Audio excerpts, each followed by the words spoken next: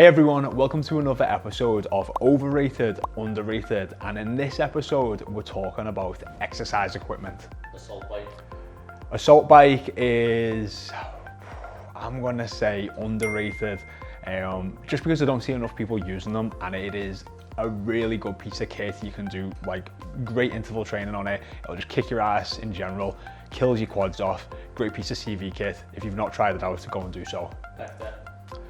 Pec deck is, I'm going to say, properly rated. You definitely see a lot of people using it in the gym. Great alternative if you're not comfortable using dumbbells or kettlebells for doing like a chest fly. Good piece of kit and a great way to isolate your pecs. Battle ropes are overrated. This is definitely a piece of kit that is mainly used on Instagram because it's just, you see some people using it in the gym, but it's very rare that you'll see battle ropes in someone's training program. Good piece of kit, definitely, batters the anterior delts and gets your heart rate up, but I think it's an overrated piece of kit. Abductor and adductor. I'm going to say overrated just because of the ridiculous things you see people doing on these pieces of kit in the gym or on Instagram. And I think a lot of people have this mindset that like, oh, I'm doing these exercises and I'm going to grow the biggest glutes in the world and I'm going to tone the inside of my thighs just because you're seeing your favorite fitness star doing this as well. That's not the case, and it's often not how they built their bodies. You're going to want to stick to your bigger, larger compound exercises like your squats, your lunges, your deadlifts, your hip thrusts, and you can throw stuff on like your adductor and abductor at the end of your workout, but not at the start, and not standing up using a bunch of momentum. Smith machine is overrated. Use a barbell. A lot of people do Smith machine squats and your body is just not possibly built to move in the way a Smith machine will move. For some people it might be okay, but often when I've watched people do this, it just looks painful on your spine, painful on like all parts of your back, your shoulders.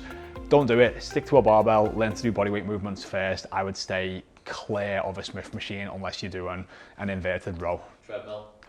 The treadmill is properly rated. I think everyone knows that running is a great way of burning a bunch of calories, getting your heart rate up and getting you super fit. But if you want to make the treadmill underrated, what you want to do is you don't want to actually turn it on, and you can do something called deadmill sprints, which are underrated and are just horrendous. I see dead people. You basically jump on the treadmill and you'll hold onto the front and you're going to power the belt yourself for anywhere between 8 and 12 seconds, and then you're going to rest for the rest of that minute. So if you've done 10 seconds on, you rest for 50 seconds. Do that 10 times. If you've not vomited, you didn't work hard enough. Exhausted. Not that I don't encourage anyone to be sick after a workout, but trust me, this exercise is just deadly, and many people have done this with in the past. They've literally got 3 or 4 rounds in and it's just like wiped them out. So if you're up for a challenge this week, I would definitely give dead mills a go, because that is an underrated exercise on the treadmill.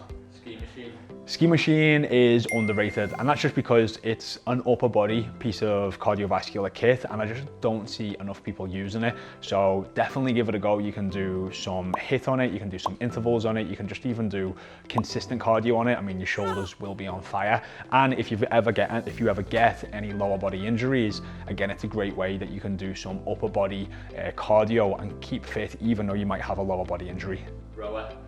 The rower is properly rated. Good piece of kit, works your whole body. Might hit your bum if you stay on it for a while. Yeah, this is really sore. Weighted vests. Weighted vests are underrated. I've actually just purchased one, and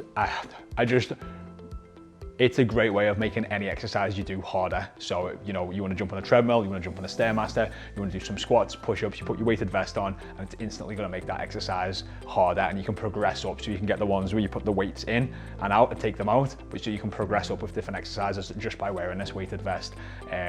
My goal is to get one and to jump on the Stairmaster for 45 minutes and just die a little bit inside. So yeah. Leg press. Leg press is overrated. I think a lot of people skip to the leg press instead of maybe mastering like a squat, a bodyweight squat or a lunge. It's a good piece of kit and you can definitely get a lot more weight on that exercise. But you do often see people lifting too much weight, ego lifting on it, men and women. It is a good piece of kit. You can really build your legs off it. If you wanted to make the leg press underrated, what I would advise is doing it unilaterally. So just doing one leg at a time. you'll have to start with like a fraction of the weight, but you'll definitely see if maybe you've got an imbalance in one leg or the other, and it'll make the exercise a hell of a lot harder. Kettlebell. Kettlebells are definitely underrated. People don't use them enough. You know, mastering like a kettlebell swing is almost like a full body workout. You're doing a hip hinge, you're using your legs, your upper body, and then it's just a bunch of different exercises that you can do. Near enough every exercise you can do with a kettlebell. Great piece of kit, great way to train unilaterally, so just using one arm or one leg at a time. Definitely challenges the body a lot different than a dumbbell, where the weight is just evenly distributed on one side and the other. You know, kettlebell is very different in that sense. But yeah, kettlebells are definitely underrated. If they're not on your program, start putting them in. They got a kettlebell station. Power rack. Power rack, you know what? I should be saying properly rated, but I'm going to say underrated just from what I see in the gym. And that's just, I just don't see enough people using them. Like when you think about a power rack and what you can do in there, you can do like all the big exercises that you'd want to do. And they are, you know, your bench press, your overhead press, a row, you can do a pull up on there, you can do a squat and then a hip hinge. That's pretty much every single muscle worked in the body, and you can do it all in a power rack. So definitely underrated. More people should be in there. You're going to be able to learn all the big exercises, get strong in those movements, and basically train your whole body just by using a power rack more. TRX. TRX is underrated. It's a great piece of kit. It's fairly cheap. You know, you can use it at home. If you travel a lot, you can pack it in your suitcase, and it can make, you know, hotel workouts or home workouts in other areas much more challenging. It's just a great piece of kit that you can train your whole body on, but you can also do some bodyweight exercises and make them a lot harder just by using the TRX. So definitely underrated. If you haven't got one and you travel a lot or you work out from home, I would definitely advise getting one. What's up, YouTube? I hope you enjoyed that episode of Overrated, Underrated. Now, what I'd like to know, did you agree or disagree with the gym equipment that I listed? If you did, let me know in the comments. But what I'd also like to know, is there any gym equipment that you think is overrated or underrated? Throw them in the comments, let's have a chat. And if you'd like to watch more episodes of Overrated, Underrated, check out this playlist over here. As always, don't forget to subscribe, turn on that notification bell, and give us a thumbs up.